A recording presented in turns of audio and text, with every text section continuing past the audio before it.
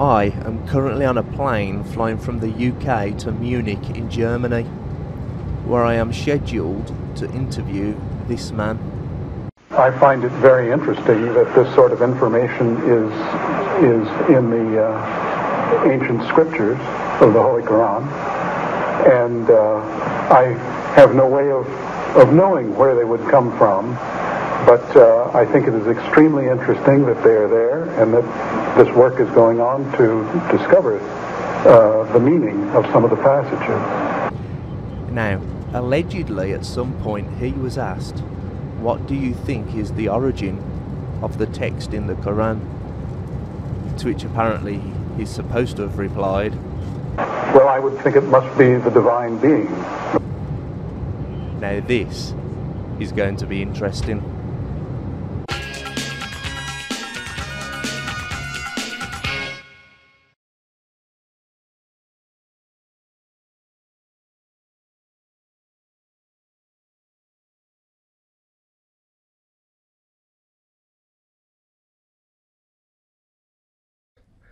Right, the first thing I would like you to do, if you wouldn't mind, would be to tell the people watching what your name is, please. William W. Hay. Now, are you the William W. Hay who appeared in the video I'm about to show you now? I find it very interesting. Yes, that's me, and that was in Islamabad in 1984, I believe. 1984. Right. Let's see. Well, that was the answer to my next question. When and where was this video? So we're saving on time. Right then. Can you tell me what were you told was the purpose of this event? Well, there were two events. I met with Sheikh Zindani in Jeddah in, I believe it was 1983. And that was an invitation that had been extended because we had heard that the Saudis were trying to do things that would make it easier for scientists to pursue their research in the Arab countries without interference from the mullahs. Mm-hmm. And I was approached by the Geological Society of America to see whether I might be willing to participate in this. And I guess I was the first American to be chosen to go to Saudi Arabia. So I was a little concerned about what this was about because I don't know much about religion, and my specialties are in geology and marine geology and paleoceanography and paleoclimate. And but I was visited by two gentlemen, a Mr. Ahmed and a Mr. Mansour, who talked to me about visiting Sheikh Zindani, and I agreed to do it. Mm-hmm. I had understood that this was a program that was going to help to make it easier for scientists in the Muslim world to do their work. Right. Okay. Can you describe what happened upon your arrival? The first event was Jeddah, did you say? That's right. So could you describe what happened when you arrived at Jeddah? Well, I arrived at Jeddah and was taken to a hotel, the Meridian, and then for about 4 days, each day I would visit Sheikh Zindani, and we would have a discussion about different topics that he was interested in. Very, very pleasant man to talk to, and so on. And he felt that there were certain passages in the Quran that were not readily explained except in terms of modern science. Mm-hmm. So I was curious to learn about those, and we had good conversations. Mm-hmm. Toward the end, we settled on one topic that they wanted me to talk about, which was about internal waves in the ocean. Well, this is a pretty esoteric topic, and I was really curious as to how there could be anything in the Quran about it. But actually, there is knowledge of these that goes back a long, long way. The Vikings knew about them and so on. I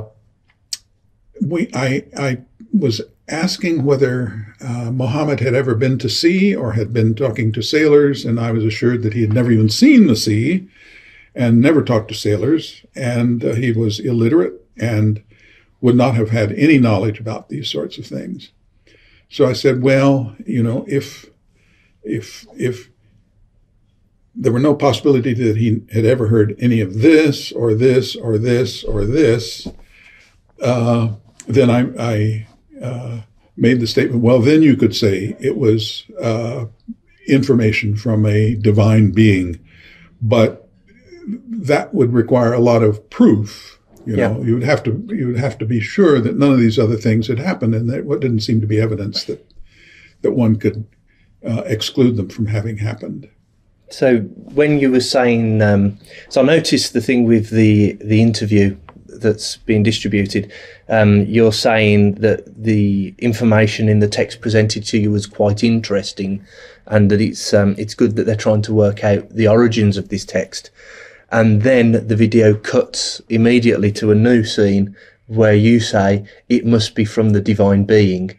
Now, the accounts that I've got, there's one here, which is a Quran, which has got claims for scientific miracles in, and you're listed in the back. And it says, for that part, and when he was asked about the source of the Quran, he replied, well, I would think it must be the divine being. So are you saying that that is a misrepresentation? That's a misrepresentation. Okay. There's no question about that. At the meeting, and now that was, I think those quotes are all, or the video is from the meeting in Islamabad, which was a year later, which was a larger conference. Mm-hmm. At the meeting in Jeddah, we had a final session that was filmed out on a boat. And again, the sheikh went through his list of things, and I explained all the things that I thought might not be true. Yeah. That things that Muhammad might have known, and so on and so forth. And he said, but if we exclude all of those, then what is the conclusion? Well, then I said, well, then you conclude it could have come from a divine being. Yeah. What came after that is, of course, recorded, and that is I think I made a statement, but I don't think that's what happened. So effectively what he'd done was to say, look at this information. You'd presented lots of various ways that he could have known it through purely natural means. And he said, well, what if he'd never did this? What if this isn't true? What if this isn't true? Painted a purely hypothetical situation. Right. And you said, well, under those conditions, it must have been from the divine being. But I don't think so. That's right. And then the middle was cut out. And then, of course, the fake question was presented. And I realized this had gone on for about 4 days, preparing me for this, and to get to the point where one would finally say those words that he wanted to hear. Mm-hmm. So he was a very clever person. Let's see. So that was the follow-up visit to Islamabad. You said to me earlier before we started recording that took place on a boat. This was in Jeddah. Jeddah was the boat. Yeah. Okay. Yeah. Now the conference in Islamabad, I think the video is from the conference in Islamabad. Mm-hmm. There were a number of people present. It was a meeting with several hundred people present, conducted in the Parliament building of Pakistan. Mm-hmm. And at one point we had a panel discussion. Yeah. And that's what the video is from. And what I emphasized there was that it's interesting that these things might be in a religious text, but I didn't know why they would be there. Mm-hmm. And the biggest problem with them is interpretation, because I think the sheikh was reading into them all sorts of modern interpretations which weren't necessarily original. Mm-hmm. And perhaps I should say that I think the problem in this whole area is that the meanings of the words, while the words themselves are preserved in script, mm-hmm. the meanings of the words may not be the same today as they were in the year 700. Mm-hmm. That happens in all other languages. I don't know why Arabic would be any different, that meanings of words don't change with time. Mm-hmm. So I think that's probably the biggest problem in the whole thing, is that the words don't mean the way the sheikh is interpreting the words, which seems to be his unique way of interpreting the words, is not the same as what the original words meant. Mm-hmm. Of course, there's various exegesis on the Quran from different centuries where these miracles are never told. We're not had these miracles described to us in advance of the scientific discovery, but then when the scientific discovery is made, people look back and say, "Oh, look what the Quran clearly said all along." These most of them are things that I would think that if God wanted somebody to make a great revelation, these are not the things I would have expected him to. Because they're all readily observed. What specifically was the one specific miracle claim that Zindani wanted you to look at? This was about internal waves in the ocean. Yeah.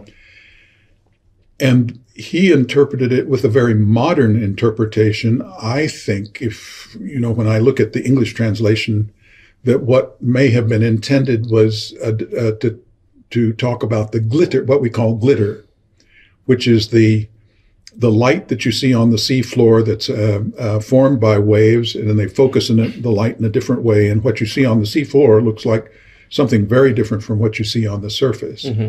That would be an alternative interpretation of what the words might mean. Yeah. But I would think that anybody who had been to sea, and the Arabs had an enormous 1,000-year history of seamanship, would have had a lot of knowledge about these sorts of things. You gave an example to me earlier before we started filming about one place where two seas are meeting where people would have fished. Oh, yes, certainly in the Bosporus, yes. And that's where two seas meet, the Black Sea and the Sea of Marmara. The waters flow out from the Black Sea, and below the outflow is an inflow into the Black Sea. Mm-hmm. And this has been known forever, because when fishing boats go there, the fishing boats would normally drift toward the Sea of Marmara with the outflowing water. But when they lower the nets to the bottom, the fishing boats are dragged backwards in the other direction toward the Black Sea. Yeah. So I think everybody for a long time has realized that there are two sets of waters there, one flowing out, one flowing in, and going in the opposite direction. Yeah. Any fisherman would have certainly known that. Yeah. And we're talking, if they've been fishing for a very long time, which they clearly had, then, this could easily be available knowledge to someone, couldn't it? Oh, it would have been common knowledge to those people, and I think it would have gone to others. There's also a possibility, I don't know about the details, but fishermen in the Straits of Bab el-Mandab probably experienced the same thing. Yeah. There is an inflow at the surface into the Red Sea and an outflow at depth. Mm-hmm. So there would have been the same sort of thing very close to Jeddah. Yeah. That would have been noticeable, I think, to any fisherman who used nets to get to the bottom. Yeah. Okay. Now, in light of your previous questions, I'll ask the next question somewhat in jest. Did you become a Muslim? No. Okay. And the final questions are really just to clear up any accusations which I foresee coming my way when I make this video public. First thing I would like to ask you is, are you being paid by anyone at all to do this video? No. In fact, you bought my lunch, so thank you very much. Yes, he bought my lunch, so I'm not paying him. Have you been intimidated in any way to retract your original statement? Not by me or anyone? No. No. Okay. No Freemasons, no, Zionist Jews? No. No one. Okay. I'd like to ask you, what do you think was the real purpose of this event? Well, as I say, we thought it was to help make it easier for scientists to operate in the Muslim world. Yeah. But clearly, I think in retrospect, it is to try to recruit people for for Islam. I hate to say it, but under false pretenses. Yeah. And that's a really serious problem. And finally, at some point previously, you mentioned an event with your hosts. I think it was in Islamabad, a meal after the show. Could you tell me about that? Yes. Well, we had a one of the meals after one of the evenings in the conference, one of the afternoons in the conference. We had an evening meal, and I was seated with a table. These were all the representatives from who were there, except for the Westerners, were religious figures in the Muslim world. And I was seated with one group. They all seemed to know each other. And Pete Palmer, who was with me, he asked the question, why are there no women here? And we were given the interesting answer that, well, women can't be here because women don't belong in this religious group. Women have no souls. And we were both rather stunned by that. And then I guess in retrospect now, we realized that was a table of Taliban. So it was a very, very interesting experience. And I know that's not necessarily a very widely held view in the Muslim world, especially by women. Yeah. But that was what we were told. Right. Lovely. Thank you very much for doing this interview. Thank you. Thank you, Bill. I thank you very much. Thanks.